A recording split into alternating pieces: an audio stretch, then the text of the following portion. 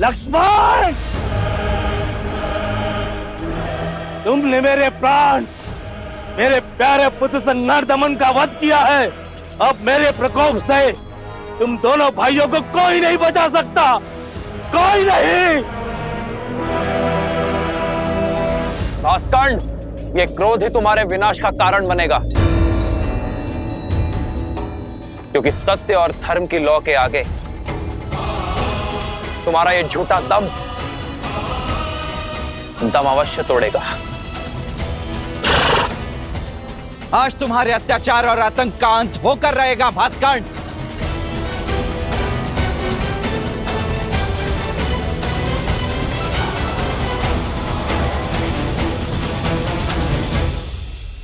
पवन पुत्र, तुम्हें अस्त्र नहीं उठाने हैं, किंतु इसके मर्दन के लिए तुम्हारी ही आवश्यकता होगी।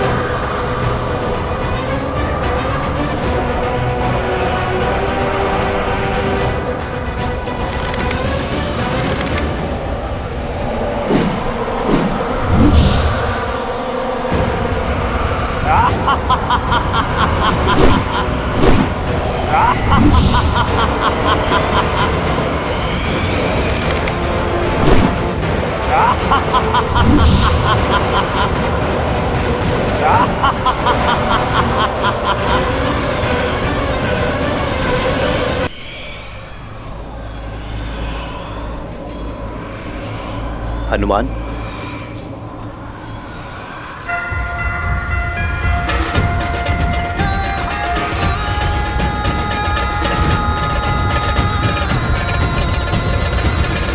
पिताश्री वायुदेव प्रकट हो।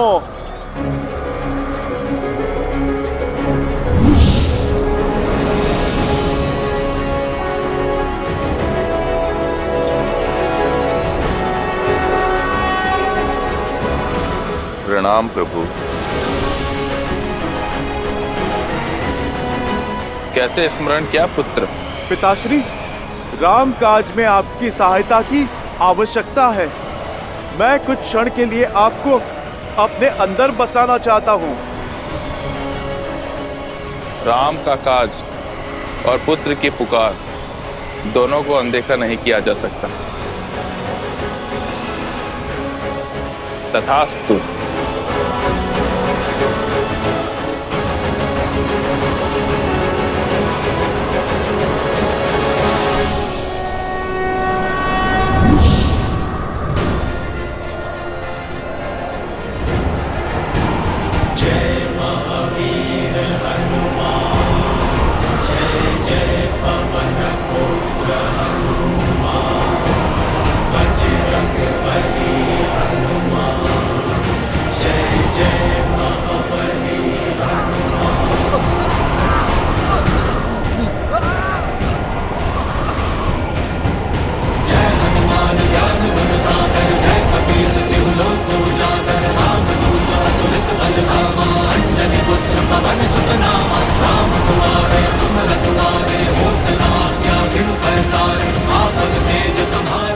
भैया, यदि हमने और देरी दिखाई तो कदाचित हम सभी का अंत हो जाएगा।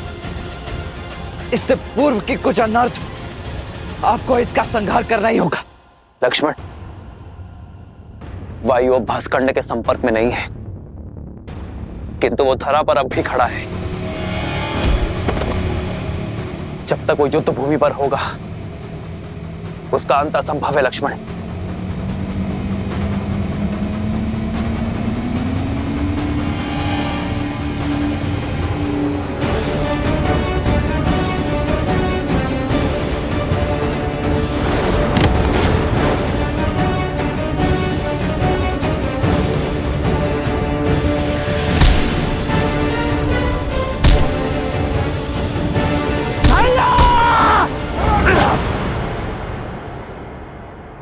कीजिए।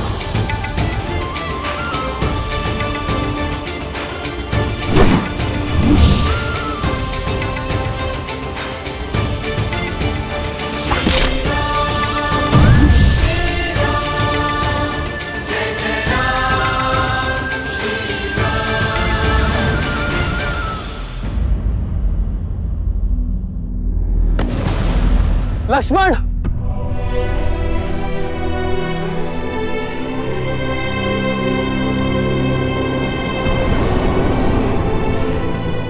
लक्ष्मण, लक्ष्मण, लक्ष्मण, लक्ष्मण, लक्ष्मण, लक्ष्मण, लक्ष्मण, आज तुमने फिर मेरे प्राण बचा लिए। लक्ष्मण,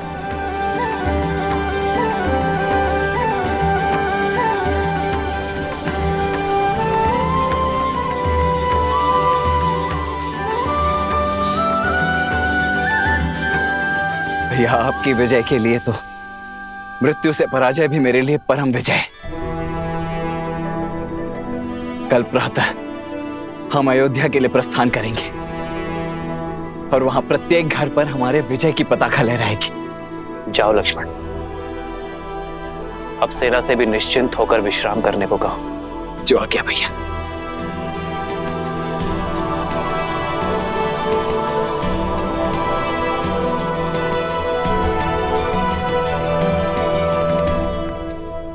युद्ध अभी समाप्त नहीं हुआ है लक्ष्मण।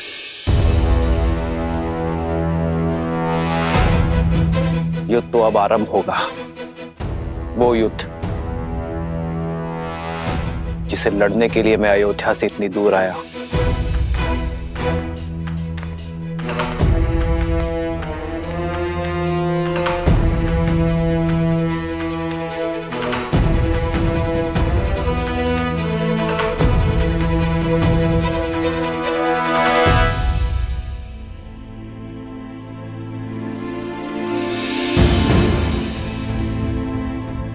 लोग आजकल कानाफूसी कर रहे हैं राजा राम और माता सीता के विषय में। हाँ, मेरे पति ने भी मुझे राजमहल की सेवा छोड़ने के लिए निर्देश दे दिया है। वैसे भी श्री राम के प्रेम के आगे उनको कुछ गलत नहीं लगता। वो तो कुछ भी नीति बना सकते हैं। उनको कौन है कहने वाला?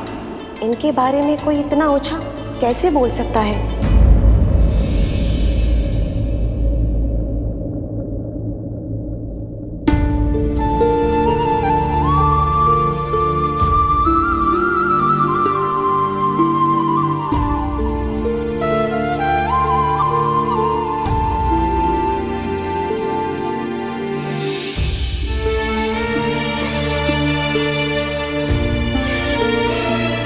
सीता कभी चिंतित हो ही नहीं सकती आज, परंतु एक होने वाली माँ का स्वप्न बिगड़ जाने का शोक अवश्य है।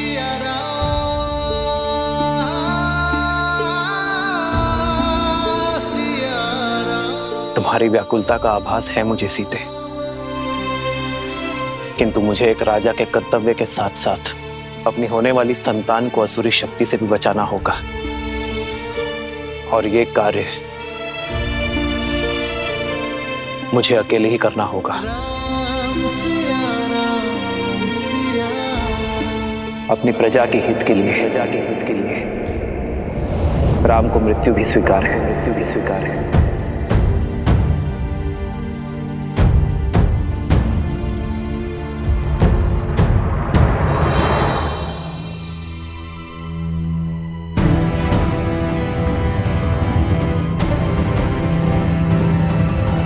इतनी रात्रि में धनुष लेकर प्रभु अकेले कहाँ पे जा रहे हैं?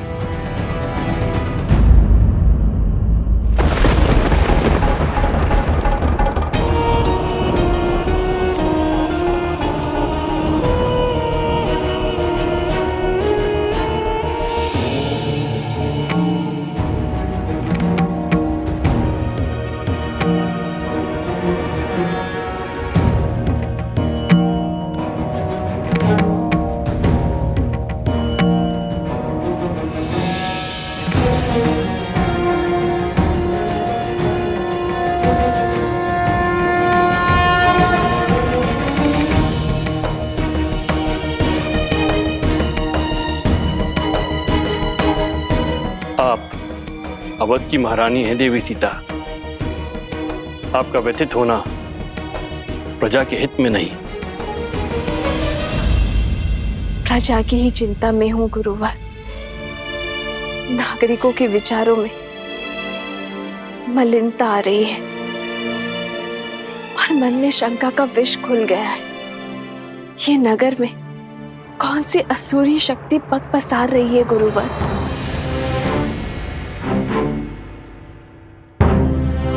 मनुष्य की प्रकृति ही अस्थिर होती है देवी। सफलताओं के बीच असफलता का भय, यात्रा के प्रारंभ होने में घर छूट जाने का भय, विवाह के समय स्वतंत्रता छिनने का भय, नए उत्तरदायित्वों का संकोच सदा रहता है। मन में सदा द्वंद्वों का भंवर चलता ही रहता है। ये उचित है कि संसार का आधार सत्य है, किंतु यहां असत्य भी उपस्थित रहता है।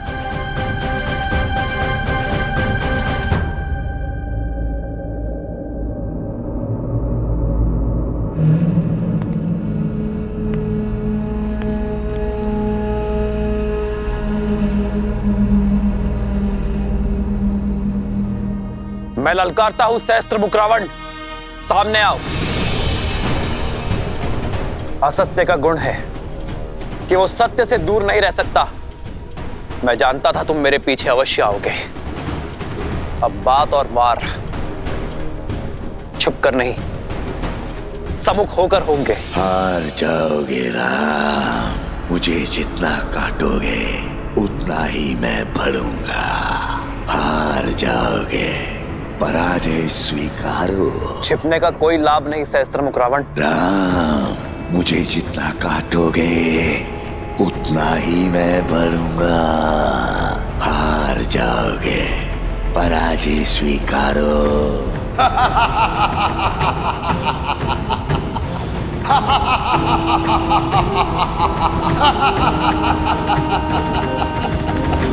क्या राम राज्य भी भय की छाया में श्वास लेगा? क्या यहाँ भी सत्य और असत्य इतना समीप हो जाएगा कि उचित अनुचित के मध्य की रेखा ही मिट जाएगी? क्या रघुकुल के राघव की विजय पर भी प्रश्न चिन्ह लगेंगे गुरुवर?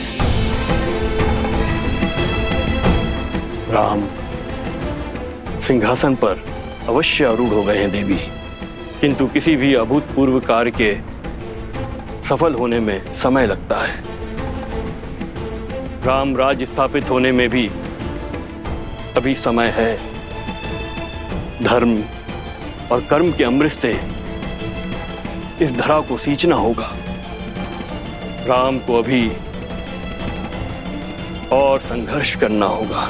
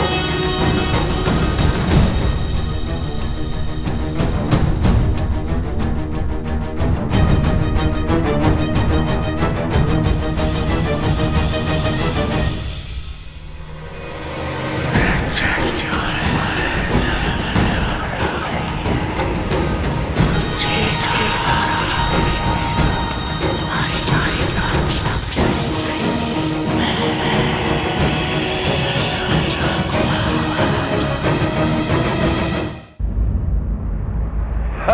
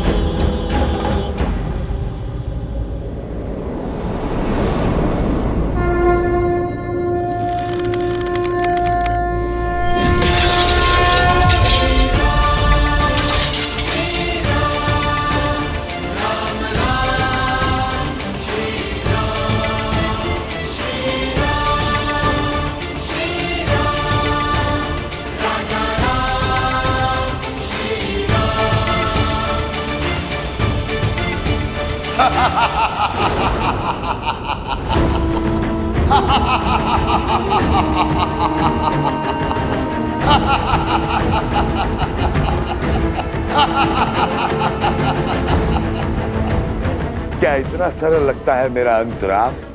कोई अस्त्र, कोई शस्त्र मेरी मृत्यु का मार्ग प्रशस्त नहीं कर सकता है, क्योंकि मैं शरीर नहीं, सोच हूं राम, सोच।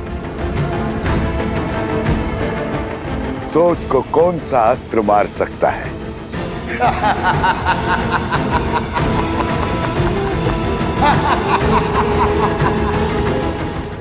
इस असुरी शक्ति को नहीं हरा सकते गुरुवर। जिसके बाण असत्य हो, धनुष अधर्म हो, उसे पराजित करना सरल नहीं होता। बार बार दोहराया गया सत्य सत्य प्रतीत होने लगता है, मन में संदेह उत्पन्न करने लगता है। इसलिए आवश्यक है कि ऐसी स्थिति में व्यक्ति का मन दृढ़ हो, और ये दृढ़ता बल से नहीं, संस्कारों से आती है। संस्कार से ही इसे पराजित किया जा सकता है। ऐसे संस्कार जो व्यक्ति की चेतना को पवित्र करे और समस्त संसार में संस्कारों को स्थापित करती है। स्त्री शक्ति, अर्थात इस भयंकर असुर को केवल एक स्त्री शक्ति ही पराजित कर सकती है, किसी राजा के बल की शक्ति नहीं।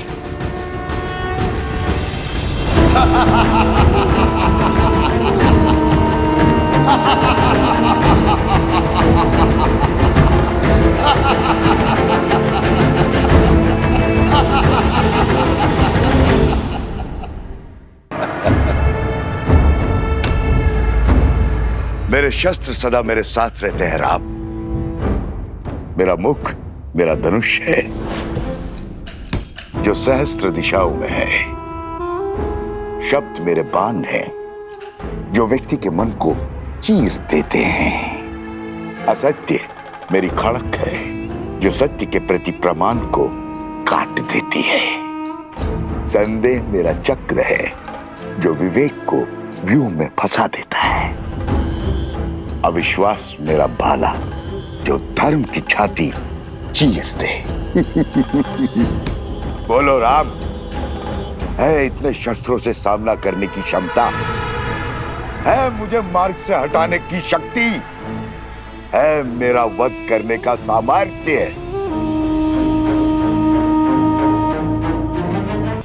यही भ्रम तुम्हारे भाई रावण को भी था। जानता हूं राम, जानता हूं तुम महान योद्धा हो, पर मैं दशानन रावण की तरह मूर्ख नहीं हूं, जो जानता था कि बाहुबल में तुमसे जीतना असंभव है। तुम्हारे साथ इंद्र है, फिर भी युद्ध भूमि में तुम्हारे सामने खड़ा हो गया। जो युद्ध बुद्धि से जीतना था, उसे बल से जीतने की हट कर बैठा। प्रचंड घने वृक्ष सरलता से कट जाते हैं राम, पर मैं सारे जगत में उगने वाली घास हूं, जो दिखती तो निर्बल है पर होती अनंत। है। मुझे एक जगह से उखाड़ोगे तो मैं सहस्त्रों जगहों पर उगाऊंगा। मेरा खून बहाओगे तो मैं रक्त बीज बन जाऊंगा। तुम्हारे बल से तो मैं परिचित हूं। अयोध्या वासियों का दूषित मन मेरे बल का परिचय है। रघुकुल के सत्य के प्रकाश में असत्य के अंधकार का अंत निश्चित है सहस्त्रमुख। इस राम राज्य की कल्पना सारा संसार कर रहा है। वो अयोध्या में कभी स्थापित नहीं होगा। राम प्रहार करने वाले के हाथ तो रोक दिए जा सकते हैं, किंतु बोलने वाले मुख को नहीं रोका जा सकता है। मैं सहस्त्र रावण अपने सहस्त्रों मुंह से अयोध्या में हाहाकार मचा दूंगा।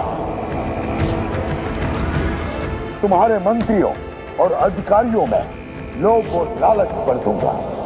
प्रजा के मन में अविश्वास और संघर्ष का बीज बो दूंगा। परिवार को ईर्ष्या और द्वेष दे दूंगा। राज्य में विद्रोह उत्पन्न करूंगा। धर्म की धरा पर अधर्म के पुष्प कभी नहीं खिल सकते सहस्त्रमुख। तुम्हारे विष की गगरी मेरे नगरी में कभी नहीं छलकेगी, क्योंकि मैं इसी क्षण इसी स्थान पर तुम्हें बांध दूंगा।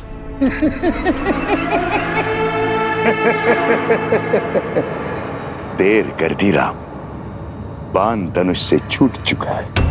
प्रजा छोड़ो, तुम तो अपनी पत्नी सीता की भी रक्षा नहीं कर पाओगे। लोक अपवाद से, निंदा से, कुमंत्रणा से अपनी आने वाली पीढ़ी तक की रक्षा नहीं कर पाओगे। अपमान से जब असत्य परिवार में प्रवेश करता है तो प्रेम और सम्मान सबसे पहले खिड़की से भाग जाते। सच कहूं राम, मैं तुम्हें मारूंगा नहीं। मैं तो तुम्हें जीवित रखकर तुम्हारी मृत्यु का आनंद लूंगा। तुम्हारी मर्यादा के वध का साक्षी बनूंगा। जब पूरा विश्व एक सुर, एक राग में बोलेगा कि राम की सीता दूषित है, अपवित्र है, चरित्रहीन है।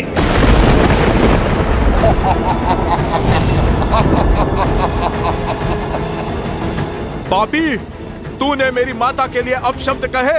हनुमान,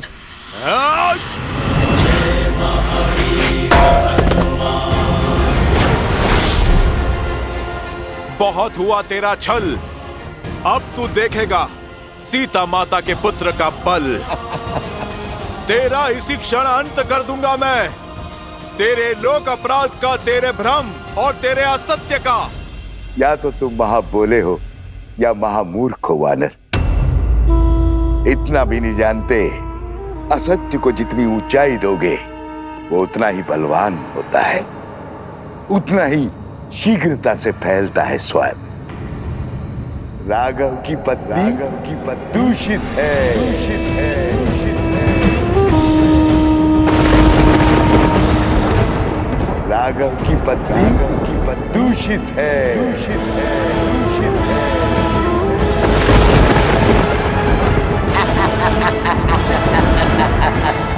राघव की पत्नी दूषित है।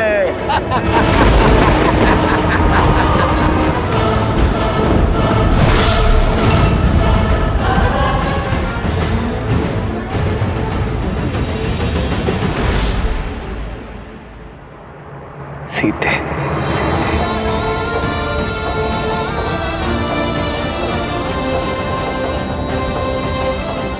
अधर्म ने चाहे जितने भी सशक्त कवच पहने हो, मेरे श्री राम उसके अंत का कोई ना कोई हल अवश्य निकाल लेंगे।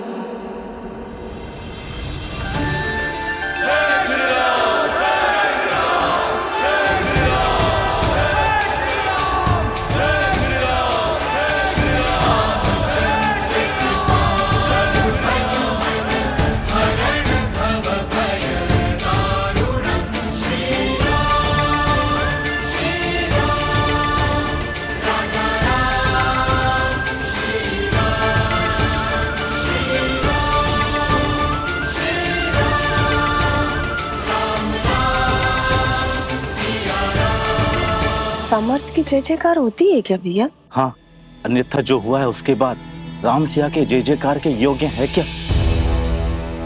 जिस राम राज्य की कल्पना सारा संसार कर रहा है वो अयोध्या में कभी स्थापित नहीं होगा। राम, तुम्हारे मंत्रियों और अधिकारियों में लोभ और लालच भर दूंगा, परिवार को ईर्ष्या और द्वेष दे दूंगा, राज्य में विद्रोह उत्पन्न करूंगा। हनुमान, ध्यान रहे, सहस्त्रमुख का उल्लेख अयोध्या में किसी के आगे नहीं होना चाहिए। पर प्रभु, प्रजा को सावधान करने की आवश्यकता है। जानता हूं हनुमान, किंतु युद्ध में विजय के पश्चात प्रजा और सेना केवल उत्सव की कामना करते हैं, अवसाद की नहीं।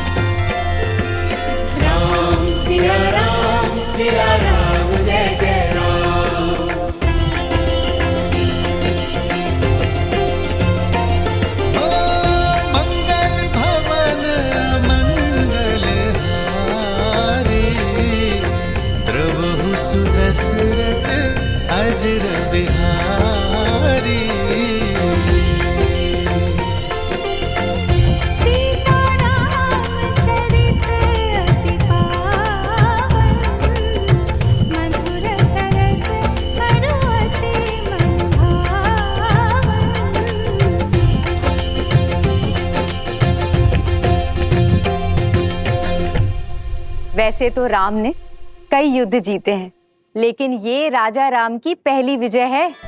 माता, आपको देखना चाहिए था कैसे भैया ने उस दुष्ट भास्करण का वध किया। ना वो धरती पर था और ना ही वायु में। हनुमान जी के सहयोग के कारण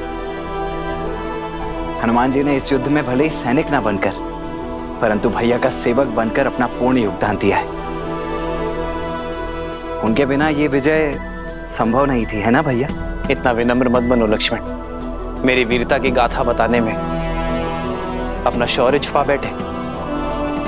संहार दमन को कितने साहस के साथ मारा है तुमने, और भास्करण का वध करने में अपने प्राण तक दांव पर लगा दिए। ये विजय केवल राजा राम की नहीं, समस्त अयोध्या की है। और अयोध्या इसी प्रकार हर युद्ध को जीतेगी, फिर चाहे वो युद्ध भीतर का हो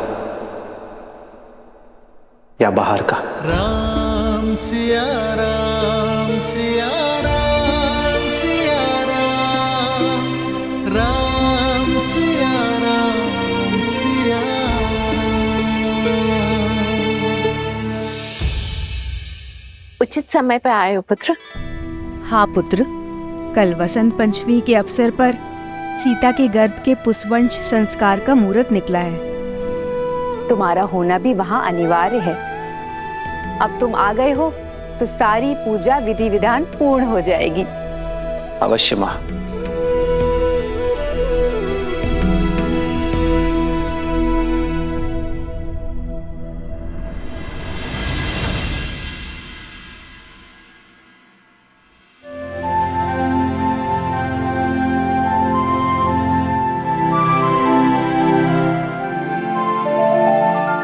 चौंकिए मत,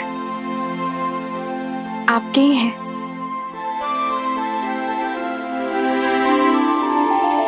कौशल्या माता ने दिए। कह रही थी जिन खिलौनों से पिता खेले हैं पुत्र भी उन्हीं से खेलेंगे। वैसे राजा बनने के पश्चात आप एक वचन भूल सा गए हैं आर्य। कैसा वचन सीते? वही जो विवाह के समय दिया था।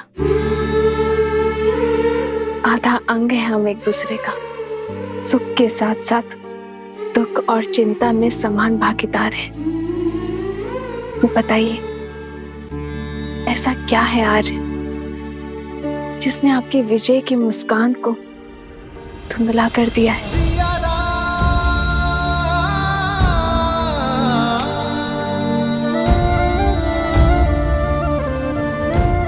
कैसे बताऊं सीते,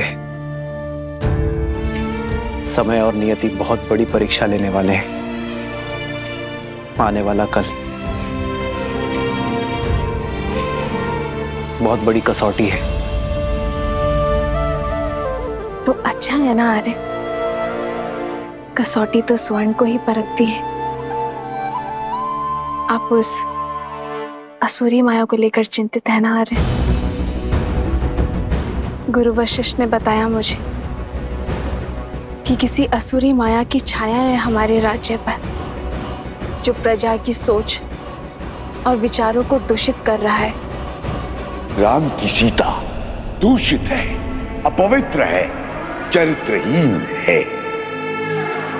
सोच की शक्ति समझती हूं मैं आर्य। एक बुरा विचार सभी अच्छे विचारों को दुर्बल कर सकता है। यही सत्य आपको व्याकुल कर रहा है ना? गुरुवर ने यह भी बताया कि इस सोच को शास्त्र से नहीं, संस्कार से हराया जा सकता है।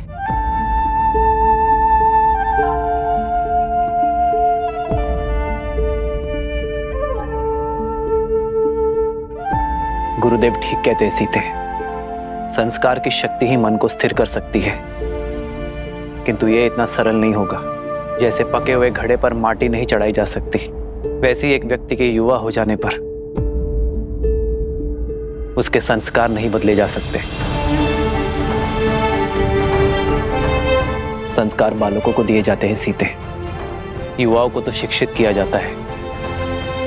और अब मैं भी वही करूंगा, अपने राज्य को, अपनी प्रजा को शिक्षित करूंगा, क्योंकि विद्या ही अब एकमात्र मार्ग है।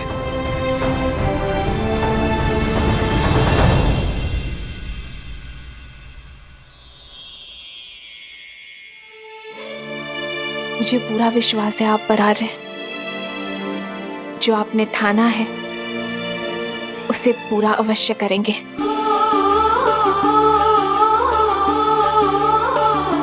तुम्हारे साथ के बिना ये सब संभव नहीं है सीते। तुम्हारा मुझ पर अटूट विश्वास ही मेरी शक्ति है।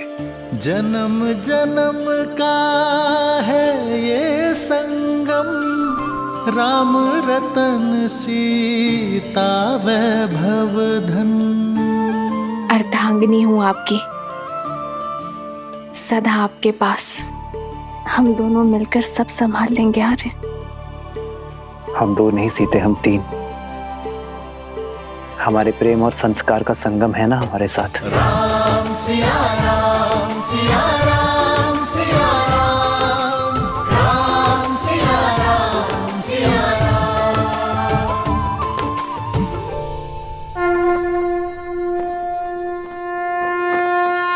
ओम अदव्याः संवृताः पृथ्वी समाश्च विश्वकर्मणाः संवृताग्रहे।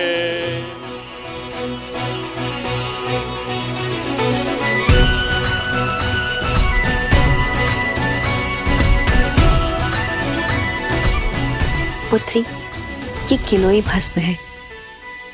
इसे अपने दाहिने हाथों से अपने नाक के ऊपर लगाओ और श्वास के साथ भीतर लो। किलो की ये गंध तुम्हें और तुम्हारी संतान को स्वस्थ रखेगा।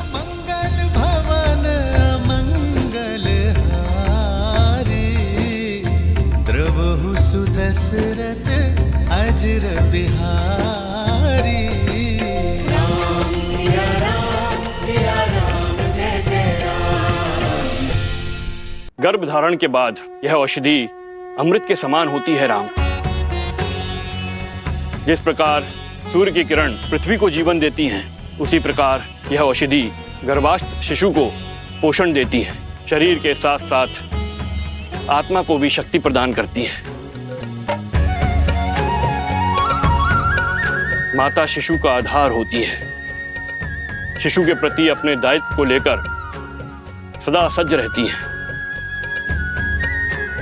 किंतु शिशु और समाज के कल्याण के लिए माता पिता के साथ साथ परिवार के जनों को भी यह आश्वासन देना होगा कि वो गर्भ में पल रहे शिशु को सभी समाज की कुरीतियों से बचाएंगे और उसके विकास के लिए सदैव सहायक रहेंगे।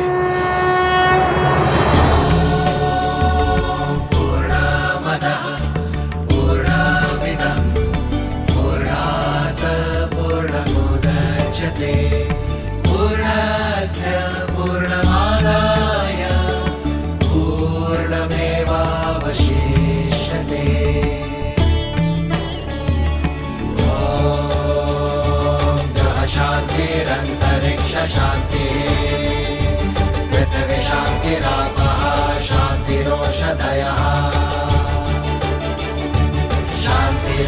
शांति सामा शांति रेति।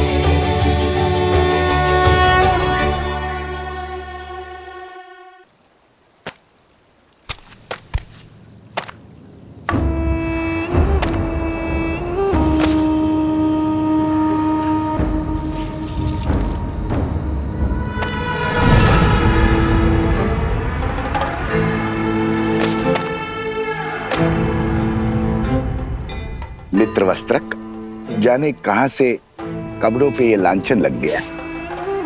ये स्वच्छ हो जाएगा। ये तो शिव मंदिर की पिछली वाली दीवार में लगी गाय का धब्बा है। मंदिर के ऊपर जामुन का पेड़ है, उसी का रस, दियों का तेल, दीपक का काजल, सभी का मिश्रण है ये धब्बा। छूटना थोड़ा कठिन है, पर चिंता ना करो, ये धब्बा छूट जाएगा। अद्भुत, झट से पहचान लिया। गहरा अनुभव लगता है। काली को पहचान कर उसे साफ करना, ये तो वस्त्रक का कर्म है। सारी नगरी के मलिन वस्त्र यहीं आते हैं। बड़े से बड़े धनवानों के वस्त्रों के दागों को देखकर पहचान जाता हूँ कि कौन कहां से लांछन लेकर आया है। इतना गहरा अनुभव उचित है, उचित है। फिर तो ये भी जान जाते होंगे कि लांछन व्यक्ति पे लगा है या वस्त्र पे। अब हमारी सीमा तो वस्त्रों तक ही सीमित है। हम वस्त्रों के लांछन को ही पहचानते हैं और बस, और उन्हीं को ही धोते हैं। उचित कहा मित्र।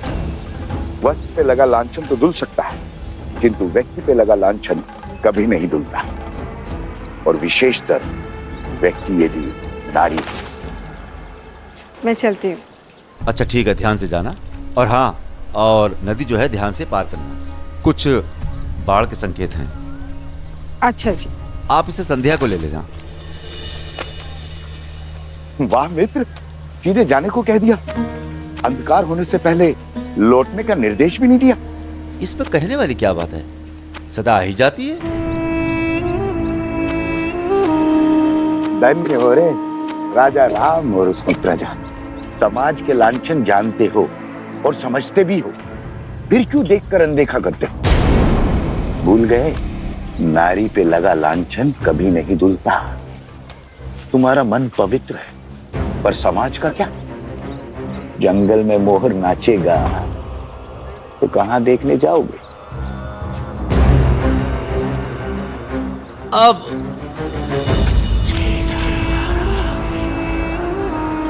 अरे ऐसा है, दिन ढलने से पहले आ जाए।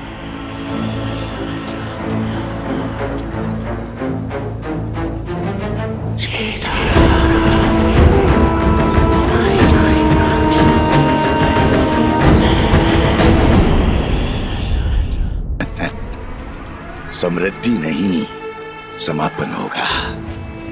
भूचाल लाऊंगा मैं राम राज्य में। भूचाल जिस तरह को वज्र का प्रहार भी तोड़ नहीं पाया, उसमें ज्वालामुखी का विस्फोट लाने की शक्ति है शब्द में। राई के दाने से भी छोटा होता है वट वृक्ष का बीज, पर चट्टान फोड़कर बाहर आ जाता है। सबके वस्त्रों को धोने वाले इस वस्त्र के मन में मैंने जो कलुषित धब्बा छोड़ा है, वो धीरे धीरे फैलकर पूरे राम राज्य पर ग्रहण लगा देगा। राम राज्य।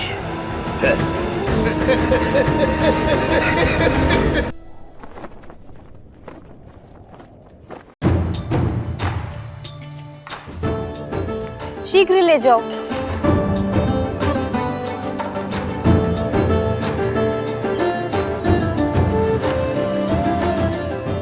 तनिक देर और पकाओ साग को।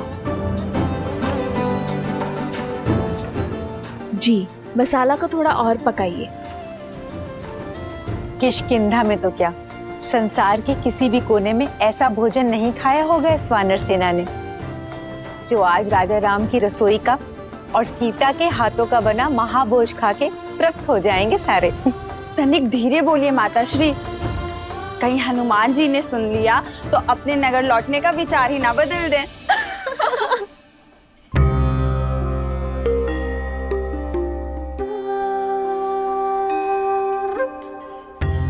देखो तो, हनुमान जी स्वयं आए हैं कि उनकी सीता मैया उनके लिए क्या क्या बना रही हैं? आए नहीं है दीदी, भोजन की सुगंध उन्हें यहाँ खींच कर लाई है। क्यों हनुमान जी? क्यों सता रही हो? आइए हनुमान जी, देखिए सीता ने अपना वचन निभाने के लिए आपकी और आपकी वानर सेना को तृप्त करने के लिए महाभोज में क्या कुछ नहीं बनाया। प्रतीक्षा की घड़ी समाप्त हुई पुत्र, शीघ्र जाओ और अपने वानर साथियों को भोजन का निमंत्रण दो। केवल वानर सेना ही नहीं, आज तो भाभी माँ के हाथ का भोजन हमारी प्रजा भी खाएगी। भैया ने नगरवासियों को भी इस प्रीति भोज के लिए आमंत्रित करने को कहा है।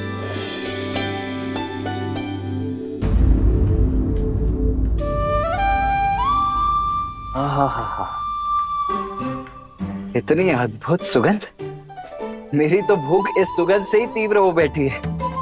भाभी माँ, आज तो अत्यंत आनंद आएगा। आप सभी शीघ्रता कीजिए, भूख तीव्रता से बढ़ रही है। हनुमान,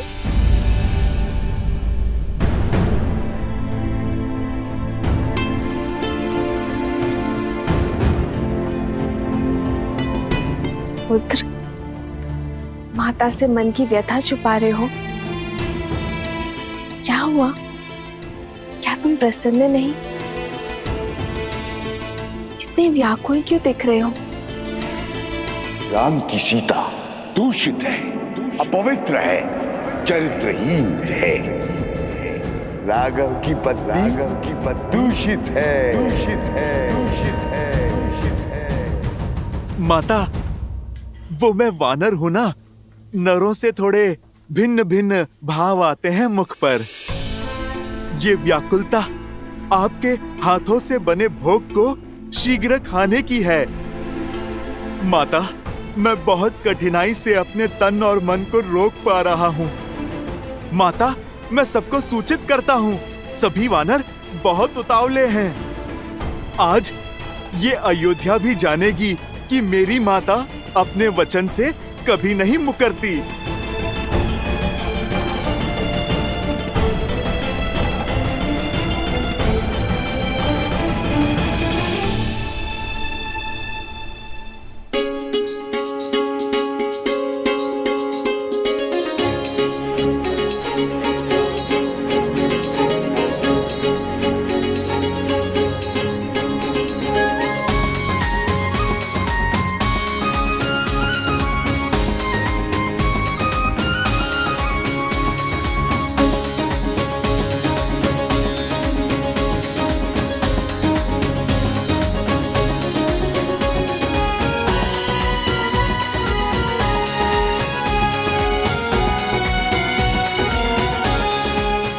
अद्भुत, आनंद आ गया प्रभु। जय सिया माता की। लगता है माता सीता ने नहीं, स्वयं माँ अन्नपूर्णा ने भोग बनाया है।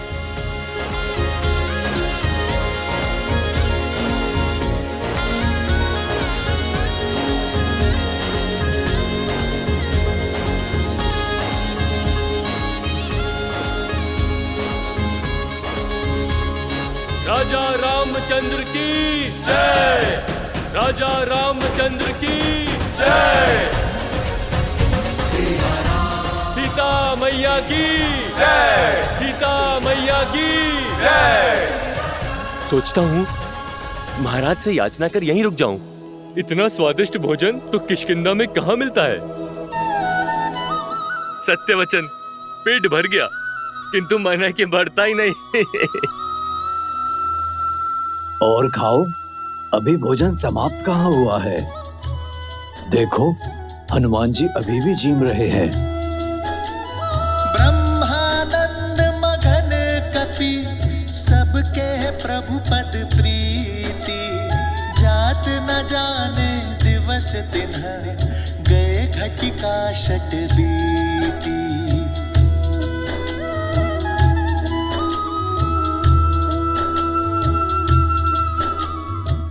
तनिक कड़ी बाजरा थोड़ा और मिलेगा? जी लाती हूँ।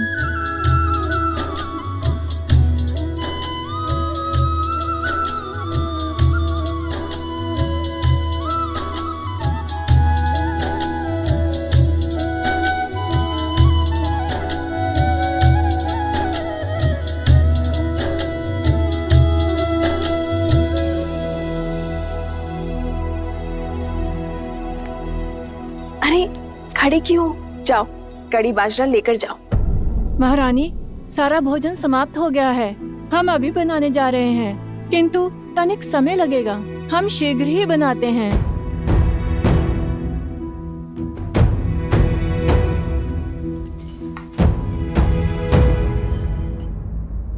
कड़ी बाजरा आने तक ये लड्डू लीजिए ना हनुमान जी। लड्डू नहीं, वो जलेबी थी ना, वो बहुत स्वादिष्ट थी। और मिल सकती है? जी।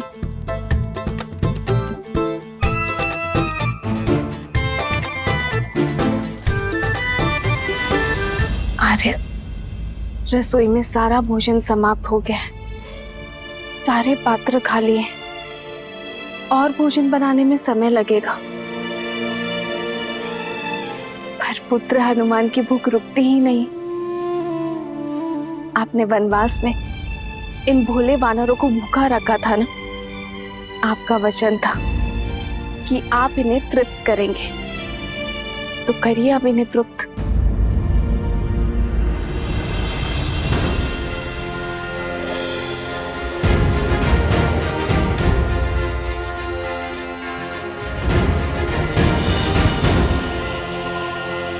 एक जलेबी?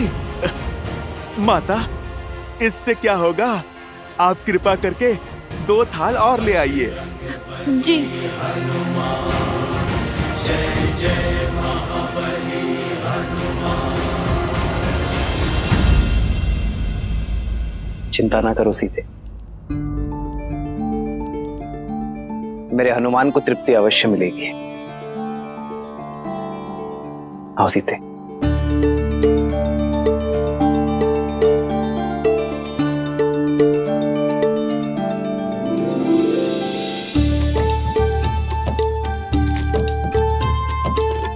ये लो सीते, इसे हनुमान को खिलाओगी, वो तृप्त हो जाएगा।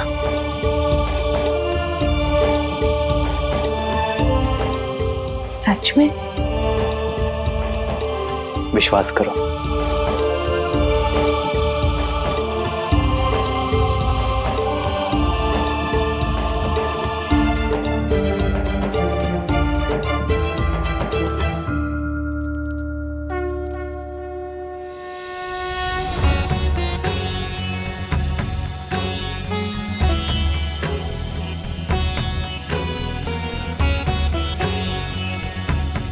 भक्त के लिए भगवान का भोग पूरा हुआ।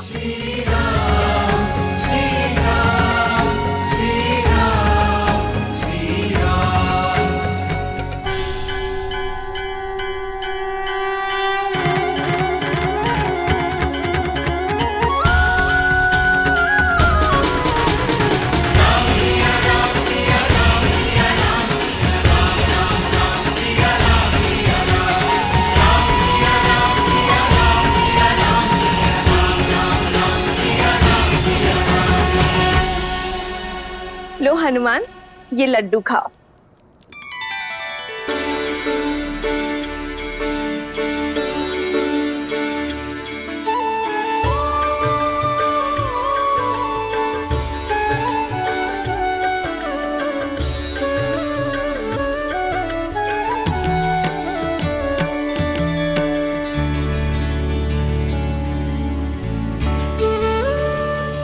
भज मन राम नाम सुखदाई। भज मन राम नाम सुखदाई। भज मन राम नाम सुखदाई। भज मन राम नाम सुखदाई। भज मन राम नाम सुखदाई। सच माता, आप तो साक्षात अन्नपूर्णा माँ हैं। भोजन तो बहुत स्वादिष्ट था, मेरा तो पेट ही भर गया माता। अरे ऐसे कैसे? बाद में फिर कहोगे कि माता ने पेट भर भोजन नहीं खिलाया। लो 1-2 लड्डू और खा लो।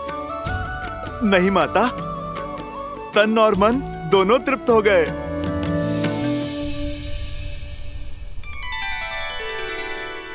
प्रभु, आपने तो तुलसी पत्र को शस्त्र बना दिया। नहीं हनुमान, राम नाम मणि दीप धरु, जी दे हरि द्वार, तुलसी भी तरबारे हूँ, जो चाहसी उजियार।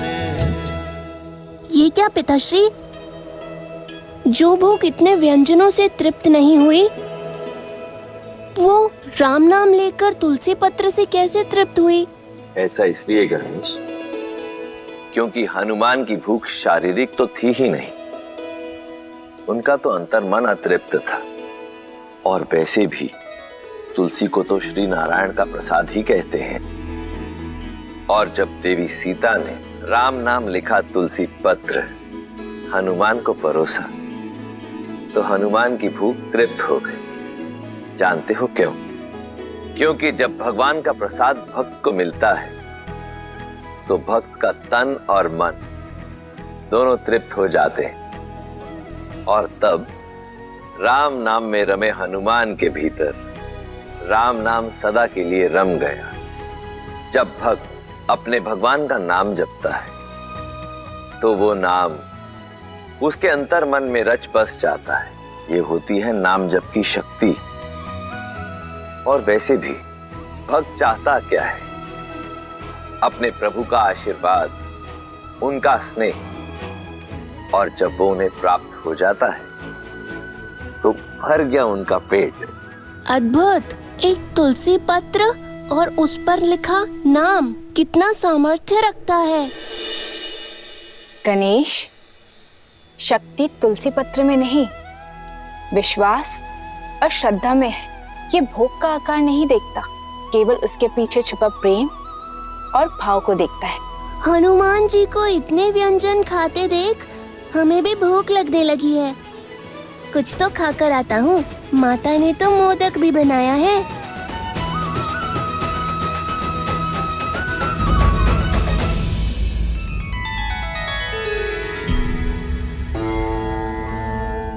गणेश को प्रसाद की शक्ति समझा दी, किंतु उस शब्द शक्ति का क्या, जो शूल बनकर अयोध्या पर बरसने वाली है? शब्द वो शस्त्र है देवी, जो या तो तार दे या मार दे।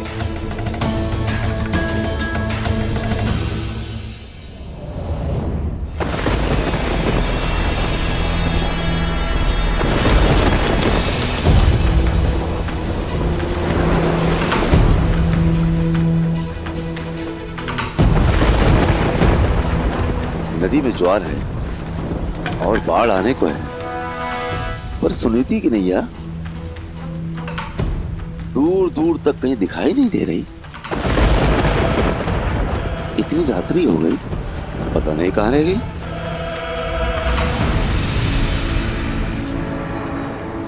मिला, मेरी कुटिलता के बीज को सींचने के लिए जल मिला।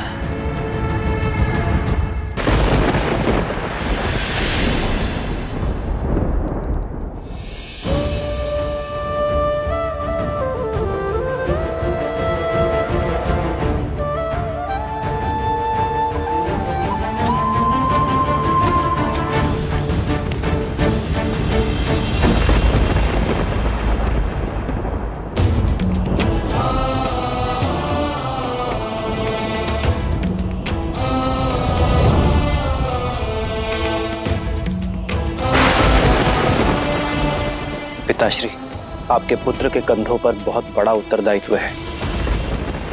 हमारे पूर्वजों ने जिस महान राज्य की स्थापना की है, मैं उस पर कोई आँच नहीं आने दूंगा, चाहे उसके लिए मुझे कोई भी निर्णय क्यों ना लेना पड़े, कितना भी बड़ा बलिदान क्यों ना देना पड़े। मैं पीछे नहीं हटूंगा पिताश्री। पीछे तो श्री राम की धर्म पत्नी और आपकी पुत्र वधु भी नहीं हटेगी पिताश्री। मैं प्रजा के विश्वास को, राजा राम और राम राज्य पर से नहीं टिकने दूंगी। मैं रघुकुल के आदर्श को धूमिल नहीं होने दूंगी। मिट्टी में मिल जाएगा रघुकुल का हर आदर्श, टूट जाएगा रघुवंश के ऊपर से लोगों का विश्वास, और आरंभ तुमसे होगा वस्त्र। लोगों के मैले वस्त्र धोते हो ना, अपने मन में लगा हुआ मैल नहीं धो पाओगे। अपनी पत्नी पर बहुत विश्वास था ना तुम्हें, अब देखते हैं तुम्हारे विश्वास में अधिक बल है या उस संदेह में जो मैंने तुम्हारे मन में पिरोया है।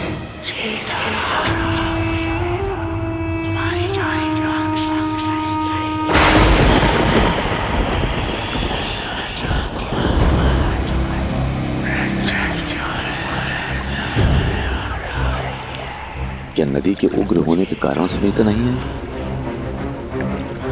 या फिर इस विलंब का कोई और कारण है? समाज के लांछन जानते हो और समझते भी हो, फिर क्यों देखकर अनदेखा करते हो? नारी पे लगा लांछन कभी नहीं धुलता। तुम्हारा मन पवित्र है, पर समाज का क्या? जंगल में मोर नाचेगा तो कहां देखने जाओगे? संदेह वो चिंगारी है जो एक बार अग्नि बन जाए तो विश्वास को भस्म कर देती है। आज इस अग्नि में अपने विश्वास को भस्म करेगा तू, और अविश्वास की अग्नि को ज्वालामुखी बनाऊंगा मैं। राम का सुखी जीवन और राम राज्य की कल्पना दोनों को जलाकर भस्म कर दूंगा।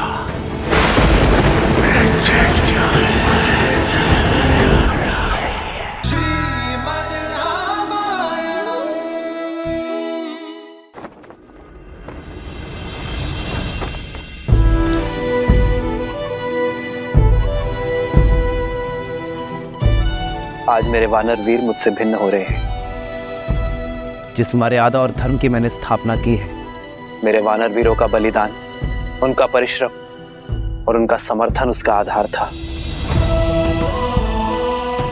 आप सभी खड़े होकर इनका नमन कीजिए। इनके बिना मैं अपने उद्देश्य में कभी सफल नहीं हो पाता।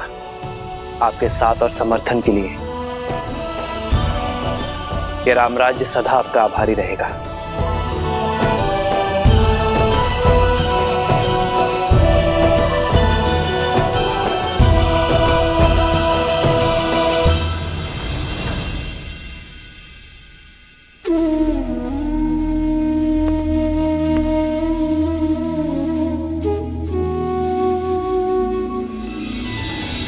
श्री राम श्री राम श्री राम श्री राम। मित्र, आपका यह ऋण अयोध्या कभी नहीं चुका पाएगी, इसलिए अयोध्या की ओर से ये स्मृति चिन्ह, ये तुच्छ भेंट स्वीकार है।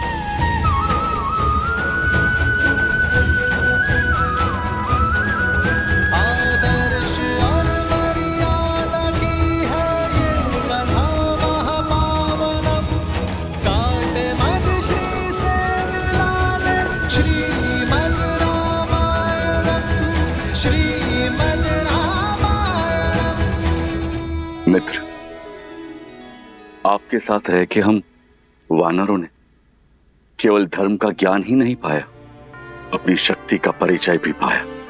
जाना कि संसार के हित के लिए संकट का सामना करना ही सच्ची वीरता है।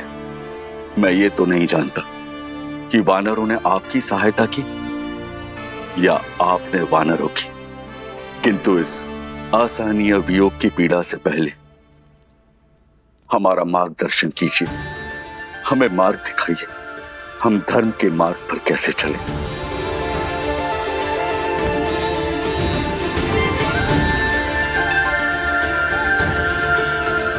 मेरे वानर वीरों, सदा स्मरण रखना, धर्म की सारी विद्या, सारे शास्त्र, सारे सिद्धांत भूलकर भी एक व्यक्ति धर्मात्मा कहलाया जा सकता है। यदि वो एक सिद्धांत कभी ना भूले, अपना दिया हुआ वचन कभी ना तोड़ना।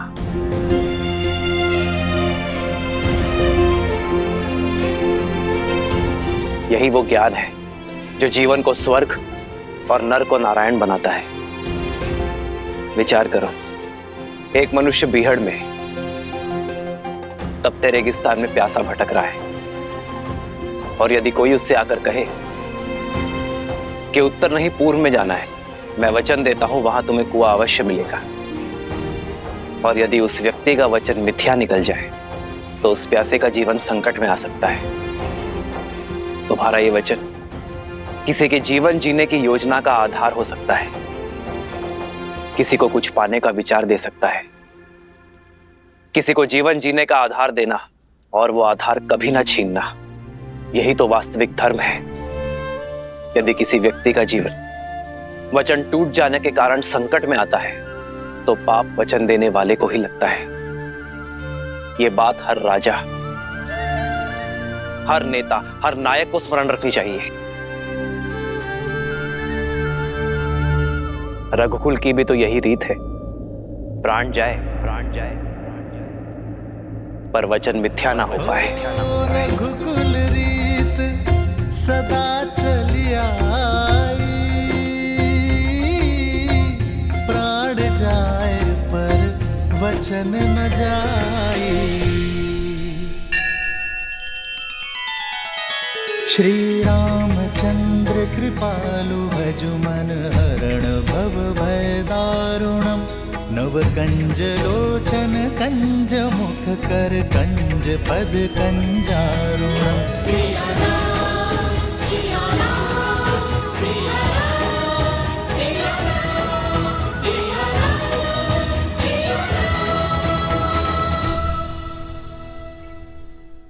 हनुमान, चलो।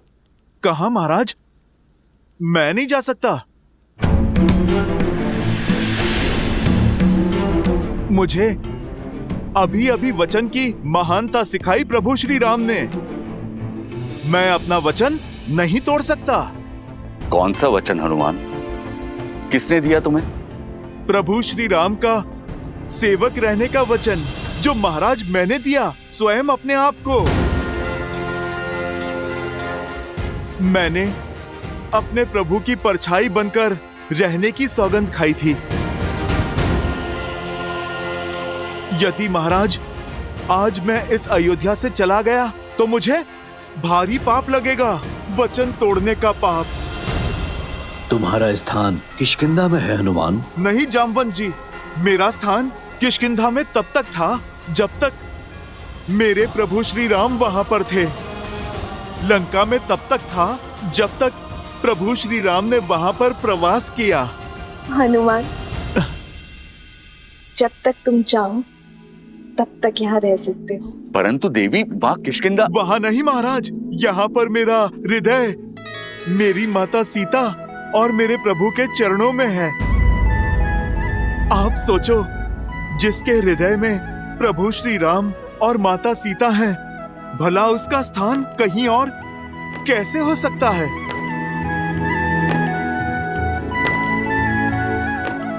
हनुमान, प्रभु श्री राम की भक्ति तो एक भाव है, वो कहीं से भी की जा सकती है।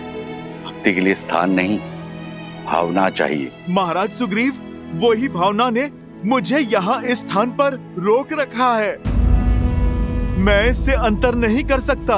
अंतर तो मन में मापा जाता है हनुमान।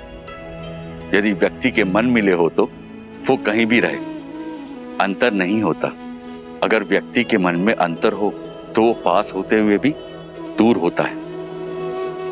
श्री राम तो रोम रोम में, इस भू के हर कण कण में है।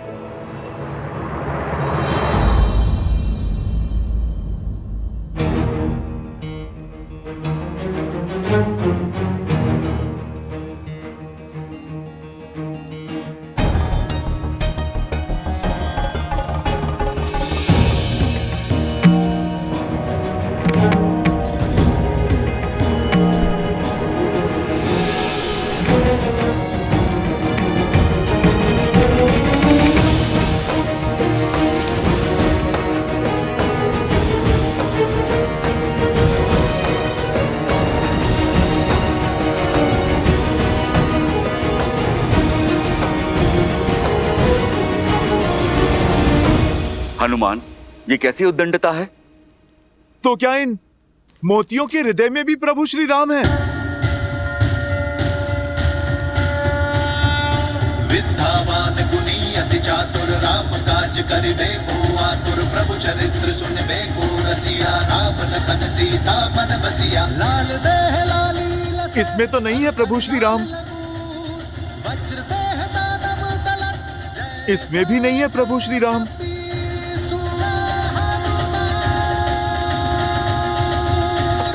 प्रभु श्री राम तो किसी वस्तु में भी नहीं है। प्रिय हनुमान, हृदय में श्री राम की छवि होने का अर्थ ये नहीं है कि सत्य में उनकी छवि वहां दिखाई दे। ये तो बस कहने भर की बात है। नहीं नहीं लक्ष्मण भैया, भक्ति में जो कहा जाता है वो सत्य में भी होता है। प्रभु श्री राम को हृदय में बसाना और बसना ही क्या, यदि प्रभु की छवि इस हृदय में ना उतर जाए, स्वयं और इस संसार को दिखाई ही ना दे। अरे रहने दीजिए हनुमान जी, मान गए आप नहीं जाना चाहते यहाँ से, पर ऐसे असत्य तो मत कहिए। अच्छा बताइए, क्या आपके हृदय में श्री राम की छवि दिखाई देगी?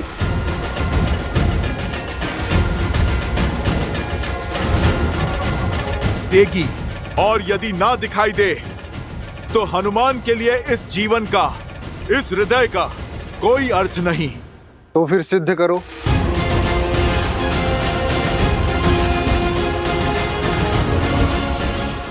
मैं अभी इसी क्षण सिद्ध करूंगा कि प्रभु श्री राम के प्रति मेरी निष्ठा सच्ची है, कि मेरे इस हृदय में मेरे प्रभु की छवि बसती है।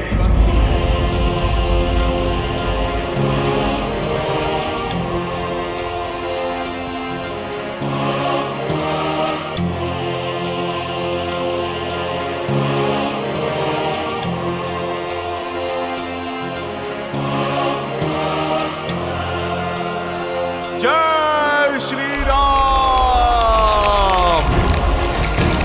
जय महावीर हनुमान, जय जय पवन पुत्र हनुमान, बजरंग बली हनुमान, जय जय महाबली हनुमान।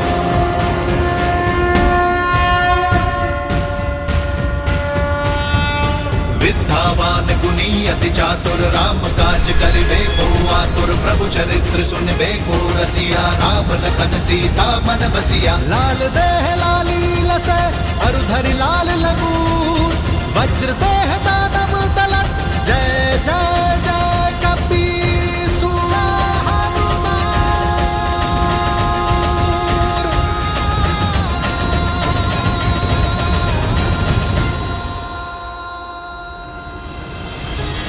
तुलसीदास सदा हरि चेरा की जय नाथ हृदय महाडेरा। जय हनुमान ज्ञान गुण सागर, जय कपीस तीनों लोक उजागर। रामदूत अतुलित बल धामा, अंजनी पुत्र पवन सुत नामा। पवन हनुमान, संकट हरन, मंगल मूर्ति रूप। राम लखन सीता सहित, हृदय बसहु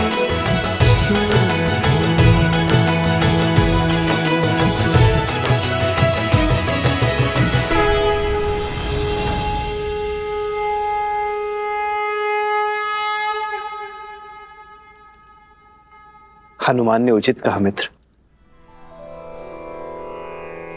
अब हनुमान किष्किंधा के नहीं, राम के हैं, मेरे हैं, और आजीवन अयोध्या में ही रहेंगे।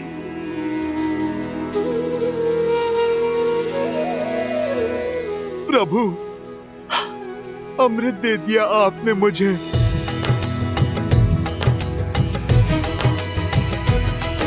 श्री गुरु चरण सरोज रज निज मनु मुकुर सुधारी।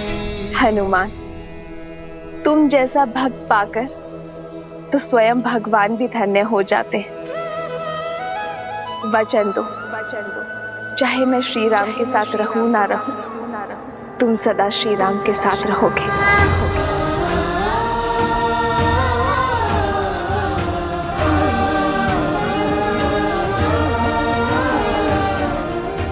माता, आप ये वचन नहीं मांग रही, आप तो मुझे वरदान दे रही हैं।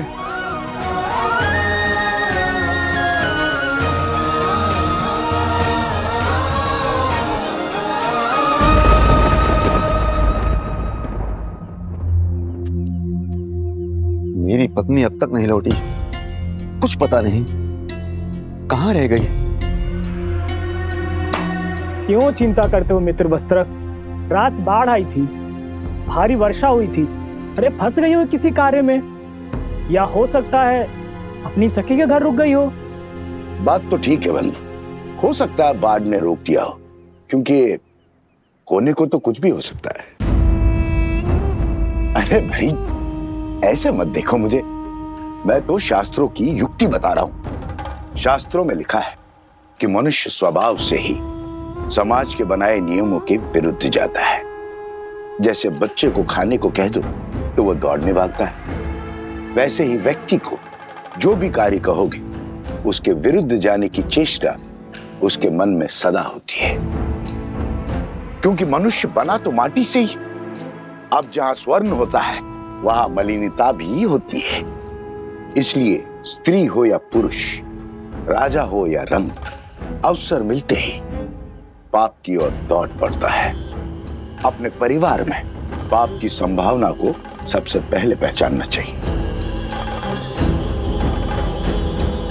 क्यों किसी भले व्यक्ति पे लांछन लगाते हो? अरे भैया, मैं तो स्वयं के वस्त्रों पर लांछन दुलवाने आया। अब तुम्हें क्या बताऊं, आंखें बंद कर लेने से दिन में भी अंधकार हो जाता है। जब तक सामने है सब भले हैं।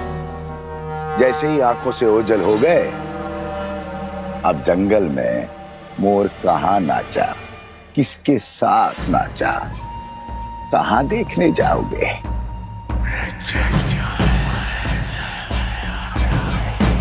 राम राज्य में ये कोई नई बात थोड़ी है।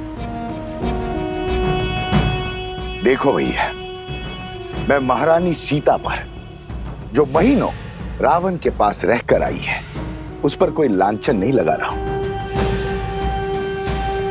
और ना ही मेरा इस वस्त्र की पत्नी से कोई बैर है। किंतु समाज में शुद्धि बनाए रखने का कार्य तो समाज को ही करना होगा, अन्यथा क्या होगा? किसके घर में किसकी संतान पल रही है, किसे पता होगा? अब अयोध्या के राज सिंहासन पर इक्ष्वाकु वंश का राजा है या किसे आभास होगा? छोड़ो भी। जब महारानी सीता जो महीनों पराए घर में रहकर आई, उसकी पवित्रता की सौगंध खाई जा रही है, तो इस बेचारे वस्त्र की पत्नी कैसे मलिन हो गई? वो तो सिर्फ एक रात से बाहर है। अयोध्या की बातें अयोध्या ही जाने।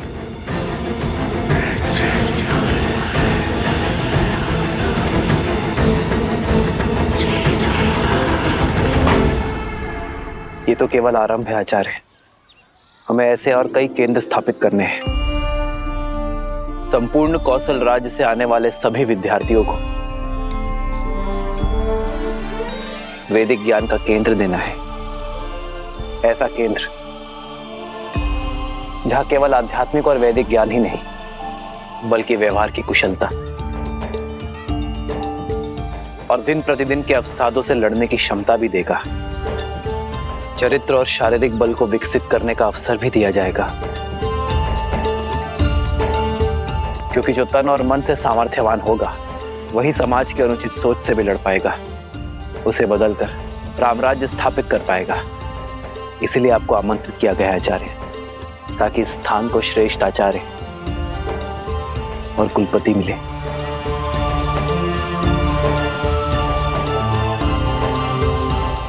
मैं शुक्ल यजुर्वैद्य हूँ।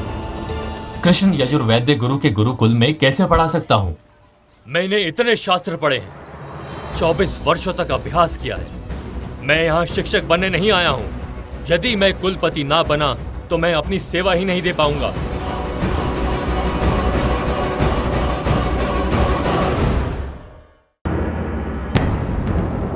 मैं सहस्त्र रावण अपने सहस्त्रों मुंह से तुम्हारे मंत्रियों और अधिकारियों में लोभ और लालच भर दूंगा। प्रजा के मन में अविश्वास और संघर्ष का बीज बो दूंगा।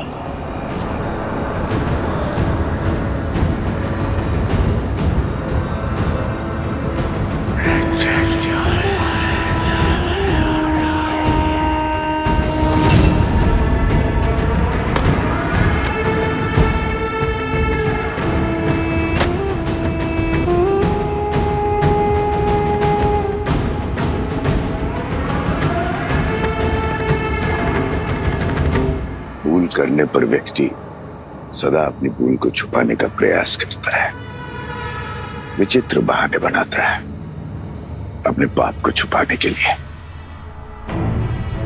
किंतु शब्दों से कभी विश्वास में आई दरार पड़ती है क्या?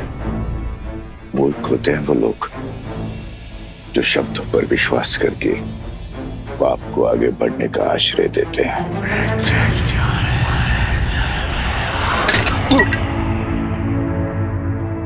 क्षमा करना मित्र, कच्ची मिट्टी का थाना कच्चे संबंधों की तरह टूट गया है। अरे वस्त्रक, अब चिंता छोड़ो। ये देखो मित्र, अरे आ गई तुम्हारी पत्नी।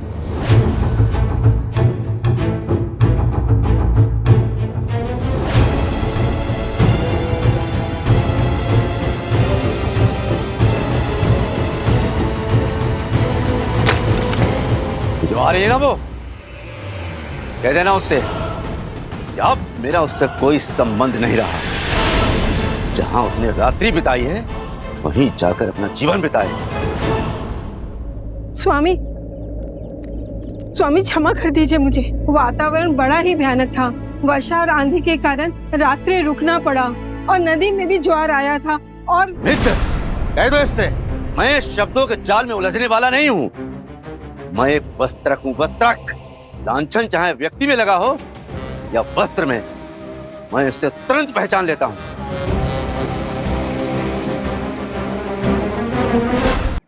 स्वामी, ये आप क्या कह रहे हैं? मुझ पर संदेह कर रहे हैं? अपनी धर्म पत्नी पर संदेह कर रहे हैं स्वामी? पर मैं राजा राम नहीं हूँ।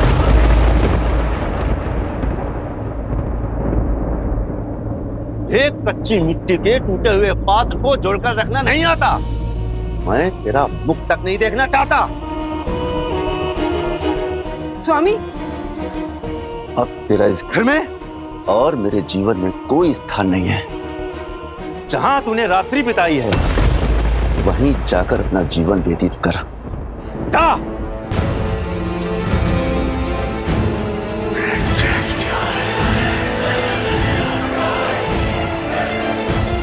आग की पहली चिंगारी जल चुकी है राम। अब ये आग नगर से होकर तुम्हारे महल को जला देगी।